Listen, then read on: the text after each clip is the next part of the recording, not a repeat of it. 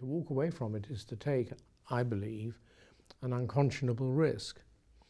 And I felt, as I'm sure many people of my age, and I'm sure people younger than me, my children and even their children, although they're not yet old enough to think about that sort of thing, have regarded themselves as members of this much larger family, and that was I'm convinced that was a good thing.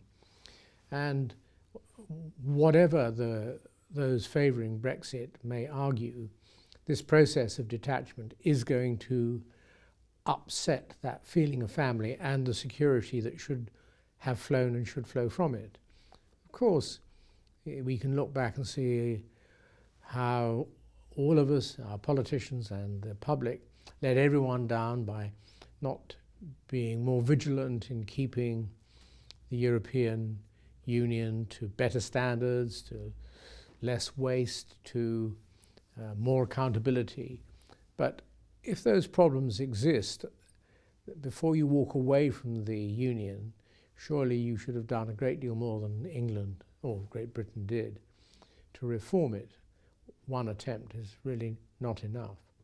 So I think it's a bad decision with unforeseeable consequences.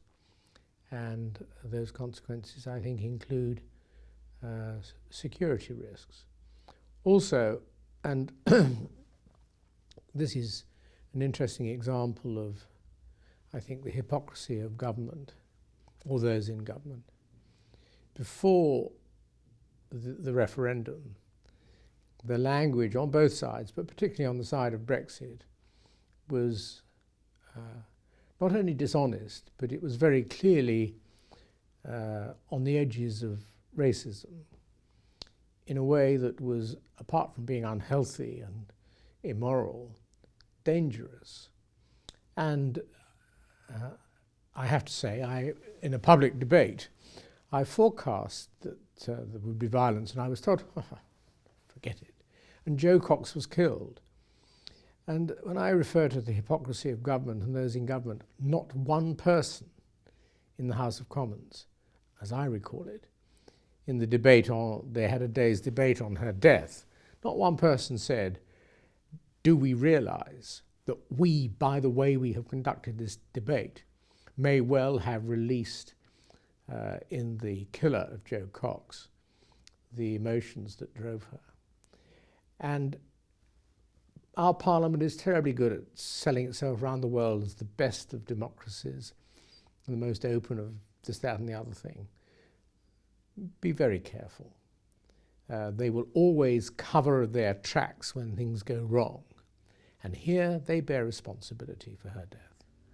On that note, and looking at sort of the next generation and young people in general, especially during the referendum, one of the things that was quite often highlighted was that next generation, sort of the under 25 bracket, often voted Remain, or in the majority voted Remain, and there are statistics at the moment that suggest that actually young people still do want to remain in the European Union. A lot as well that couldn't vote because they were 16, 17 or 18, under 18, sorry.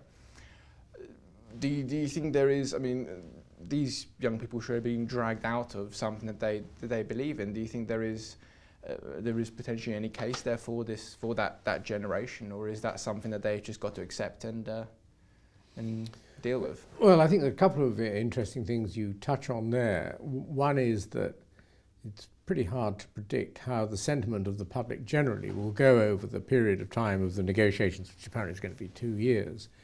I think we've probably seen a drift by Remainers towards Brexit on the basis, well, we've got to get on with it and do it amongst the adult population.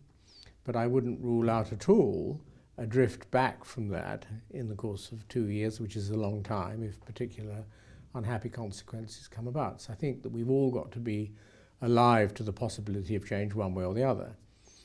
And unfortunately, from my point of view, if the change was overwhelmingly in favour of Brexit and all the Remainers turned up saying, oh, well, we voted to remain, but now we're completely convinced it's the right thing, well, you might as well pack up your objections and get on with it. So far as, but that's the general point. So far as young people are concerned, it is, I think, very interesting that there's going to be something, I calculated, something like 3% of the electorate who were in a position to vote for on the referendum. And we know that 37% roughly of them voted to leave and 35% roughly voted to stay, and the remainder didn't express a view. But of the electorate as a whole, about 3% will have died by the time the final agreement is made, and a whole 3% new electorate will have replaced them, and those are the people who will, a potential electorate I should say, because they won't be given a vote on this particular issue.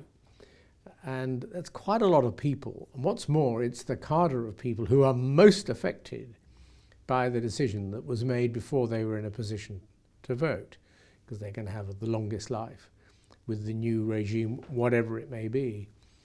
And I think it's very important that someone monitors in an objective and fair way the sentiment of that particular cadre of people, because we are hearing right today of some parliamentarians' determination to have a pretty full voice in the final decision, and that House of Commons and that House of Lords will then be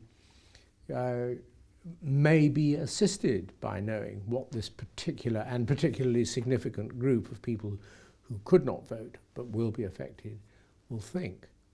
Now, if at present they are still, as young people were said to be just before the referendum, firmly Remainers, and if they stay that way, it'll be interesting to see how parliamentarians in 2 years or whenever it might be discard those views.